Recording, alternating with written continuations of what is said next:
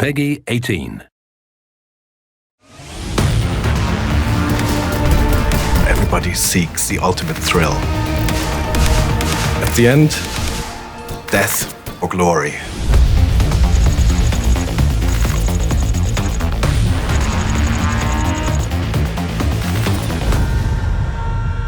Myself and the rest of the team have spent a long time making sure that we have a cohesive world that makes sense within the DeathSprint lore. Having that world that people can sort of like explore and understand and sort of build a mental picture of really makes the game feel bigger than it is. We've got a lot of lore that goes with this game, but it's hidden. We always refer to it as like the lore iceberg. We've layered a lot of stuff into the environment to do some storytelling. For example, the menus, we've got a news ticker, and we've got lots of news stories from the world as we see it in 2066. We've got fake adverts in there. But we've also got pad tips as well, so there's information constantly coming via this ticker. I wanted players to be able to piece together the history of Bachman Media Network.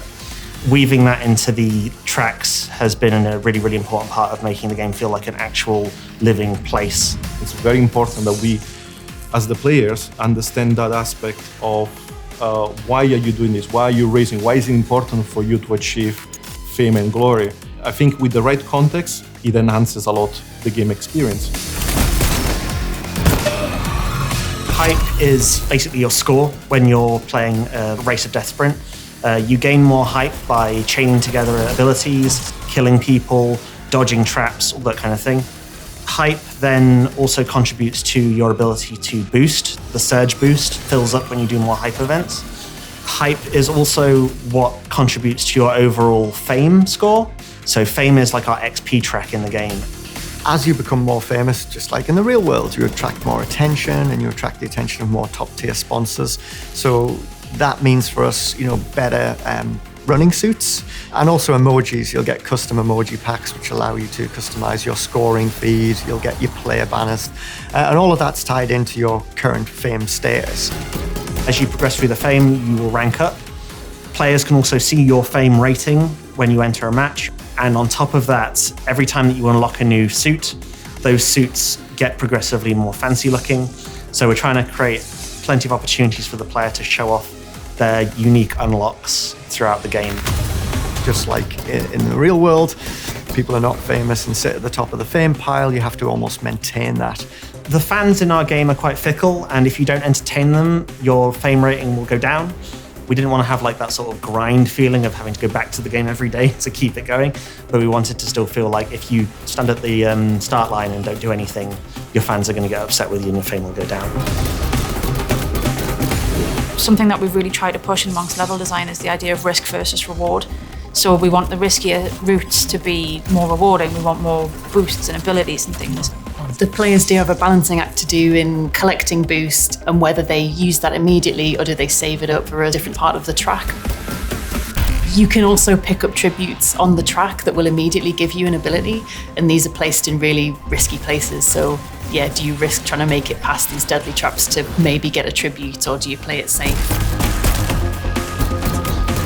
DeathSprint 66 has been a passion project for a long time, for a lot of people on the team as well. And as it's evolved over the years, we've constantly gone back to that original idea, that pure kind of, dystopian neon rollercoaster game show vibe. One of our core tenets is the player experience. It's all about what the player is going to feel and think and do in the track. So we put a lot of care into things like play testing, seeing how people react, seeing how they enjoy the spaces, seeing if they get frustrated at particular things, and trying to maintain enjoyment at all times. We would love this game to be easy to pick up and play and hard to master. So if you're becoming really competent at the game, you'll be able to chain together traversals, learn the layout of the levels, perform those really well. But you should still be a new player and be able to run around really fast and feel really good, just maybe die a bit more.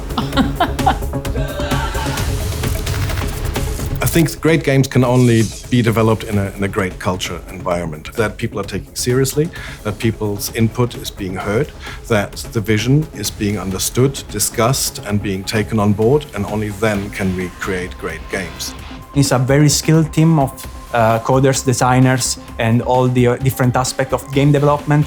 And I want players to understand how much effort and how much love we put in this product that we are very proud of. I think the game is really aiming for just pure exhilaration. I think it's a really fun and easy game to play as well, but it's also one that I hope people will really want to repeat the experience and to actually excel at the game. I want DeathSprint to make people feel like gladiators in like a combat arena. I want them to be on the edge of their seats when they are about to win a race. I want them to be laughing every time their head explodes or they chop someone in half with a saw. I want them to feel like champions standing on a throne of blood and gore.